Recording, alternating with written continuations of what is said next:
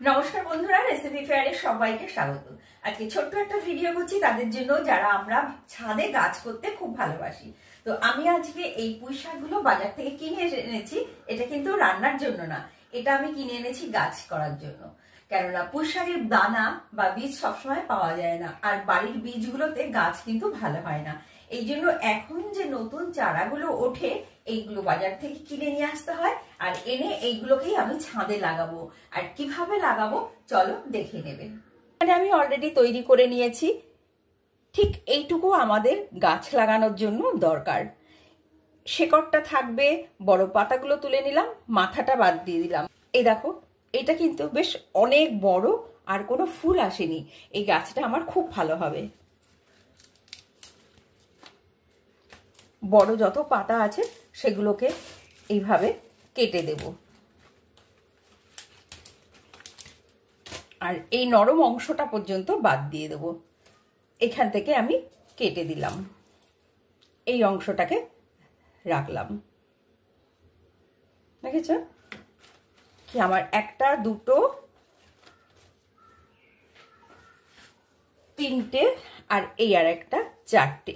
এখান থেকে আমার চারটে খুব ভালো পুঁই শাকের চারা পেয়ে গেলাম। রেডিমেড চারা বলতে পারো, কারণ একটা দানা বসিয়ে চারা করতে আমাদের অনেক দিন সময় লেগে যায়। সেখানে আমি যদি এইটা বসাই, আমার 2 থেকে 3 সপ্তাহের মধ্যে গাছ তৈরি হয়ে যাবে। তাহলে চলো এইবার ছাদে যাই, আর ছাদে গিয়ে এগুলোকে কিভাবে আমি তৈরি করছি সেটা দেখে নেবে। বন্ধুরা, তোমাদের যখন এগুলো আমি কেটে দেখিয়েছিলাম তখন সকালবেলা, এটা কিন্তু আমি তখন ছাদে আসিনি। এখন বিকাল, যেহেতু রোদ পড়ে গেছে, এখন আমাকে এটা লাগাতে হবে। দেখো, এই যে গ্রো ব্যাগগুলো, ছোট ছোট গ্রো ব্যাগ আছে, এই গ্রো ব্যাগগুলোর মধ্যে আমি এইগুলোকে লাগাবো।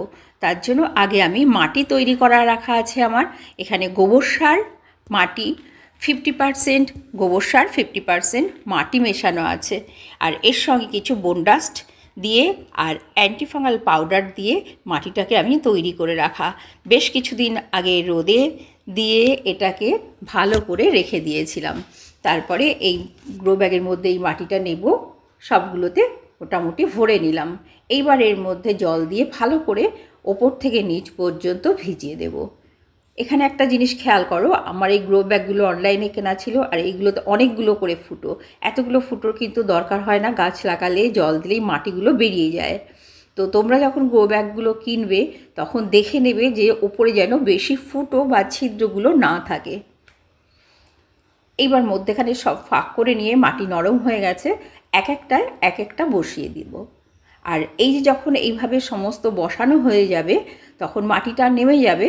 এইবার উপর থেকে আমি আবার কিছুটা মাটি দিয়ে দেব। মাটি দিয়ে এগুলোকে ভরে দিয়ে জল দেব। তারপর কিন্তু এগুলোকে আমি রোদে আনবো না, যতদিন না এগুলো এখান থেকে শেকড় ছাড়বে আর নতুন পাতা বেরোবে। যখন আমি বুঝবো এখানে দাঁড়িয়ে গেছে ছায়াতে, তখন একে প্রত্যেকটাকে তুলে আলাদা আলাদা করে বড় জায়গায় একে বসিয়ে দেব। আর তা থেকেই খুব সহজে আমরা পেয়ে যাব আমাদের রান্নাঘরের খাবার উপযুক্ত পুঁই শাক। আর এর পরের ভিডিওটা পরে দেখাবো, যখন আমার গাছ বড় হয়ে যাবে। চলো বন্ধুরা, দেখবে আজকে আমার সেই পুঁই শাক গাছগুলো কত বড় হয়েছে। আমি তখন যে ভিডিও করলাম এটা ছিল মার্চ মাস, আর এখন মে মাস চলছে। এই মে মাসে আমার সেই 4টে পুঁই শাক গাছের 3টে কি অবস্থায় আছে চলো তোমাদের দেখাচ্ছি। 4টের মধ্যে কিন্তু আমার একটা নষ্ট হয়ে গেছে। চলো তাহলে দেখে নাও।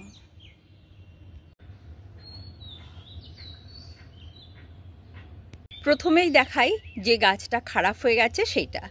দেখো, এইটুকু বেরিয়েছে, এরপরে কিন্তু আর এটা বড় হয়নি। হয়তো যদি একে লাগিয়ে দিতাম বড় হয়ে যেত। একে রেখে দিয়েছিলাম, আর বাকিগুলোকে জায়গা পেয়েছি আমি লাগিয়ে দিয়েছি।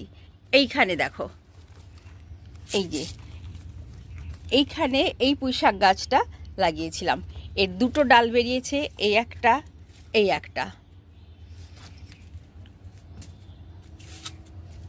এইখানে একটা লাগিয়েছি, এরও চেহারাটা দেখে বুঝতে পারছো কত সুন্দর হয়েছে।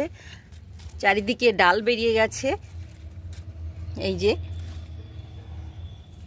আর আরেকটা আছে, এই যে, এও খুব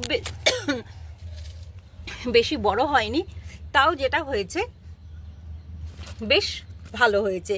কিন্তু সেই অবস্থায় একে দেখো এর চেহারাটা কি অবস্থায় পড়ে আছে।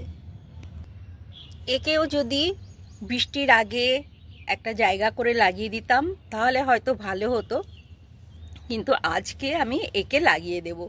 যেখানেই হোক না কেন একে আর রাখবো না, লাগাবো, দেখা যাক কি হয়।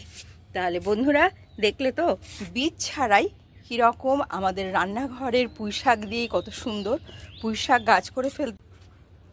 চলো একে আজকে তুলে নিই, এর জন্য খুব একটা বেশি মায়া করব না। দেখি এর কতটা শেকড় হয়েছিল। সব মাটিটাকে ফেলে দিলাম ঝাড়িয়ে।